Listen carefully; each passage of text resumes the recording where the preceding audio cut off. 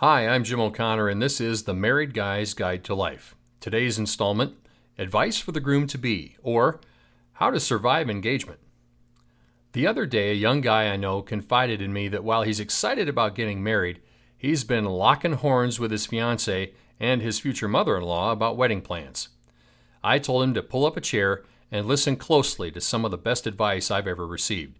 Now, this is advice I've shared countless times, and countless times I've been thanked for sharing this wisdom. It was a Monday morning in 1990, and I was the new guy in my office. I was feeling a little down, and my buddy Rich had noticed. Now, Rich was a great big bear of a guy who lived large. He did everything big, fast, and loud. He owned a Corvette and drove it like a cheap rental. He smoked like it was his job, and he never, ever missed the weekly Rack-A-Rib special at Rib Haven. In short, Rich was the guy who could just as easily lead you astray as he could point you in the right direction. The perfect mentor. I took a seat in his office and started to explain how I'd spent the weekend at Penny's parents' house and that I'd unexpectedly stirred up a hornet's nest with my future wife and future mother-in-law. My story was simple, really. I was innocently walking through the kitchen, otherwise known as Wedding Planning Central, when Penny asked me about the wording on the wedding invitations. I read the draft. All was good until I suggested including a line at the bottom that said, "No gifts necessary." Rich shook his head, squeezed his eyes shut really tight, then let out a big sigh and asked, let me guess.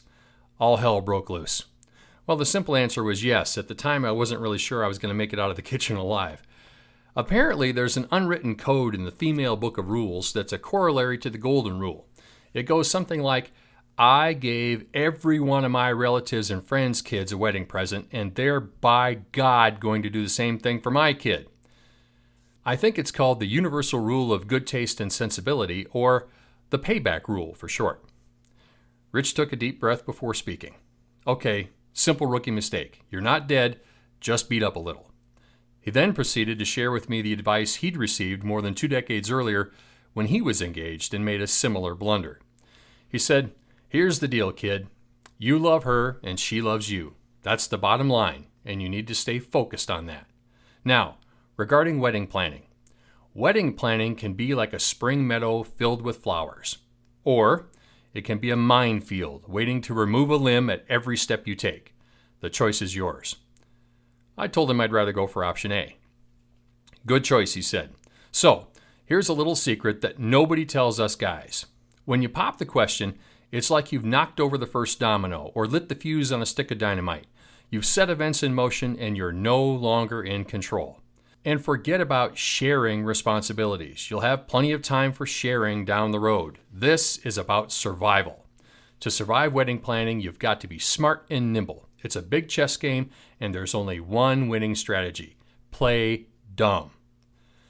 I stared at him with a dumbfounded look on my face. Good, you're catching on, he said. You see, women feel compelled to ask your opinion, but the truth is they neither want nor care about your opinion, even though they ask for it. Weddings are a cauldron of hundreds of details, and if you think about it, you'll realize you really don't care about most of them. You need to find that one or maybe 2 things you really care about, something truly meaningful. Find that one or maybe 2 things and stick to your guns. The rest, you didn't even hear the question. So, go back to that kitchen scenario. You're walking through. They ask a question about something that's not one of your 1 or 2 things. What do? You just keep walking. The good ones don't even break stride, but that takes practice. She asked the question. That item wasn't on your list. You kept walking, and she fulfilled her need to ask your opinion. Everybody wins.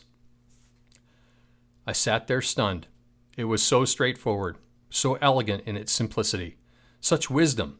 I felt like Buddha himself had just imparted the secret of happiness. 2 weeks later, history repeated itself, except this time I followed Rich's sage advice. I'm pleased to report it worked. And after 25 years of marriage, I can safely say I've done well when I remembered Rich's advice. It's not just great advice for surviving wedding planning. It's great advice to follow each and every day of married life. I found that when I focus on what's really important, the little things take care of themselves. Thanks, Rich, wherever you are.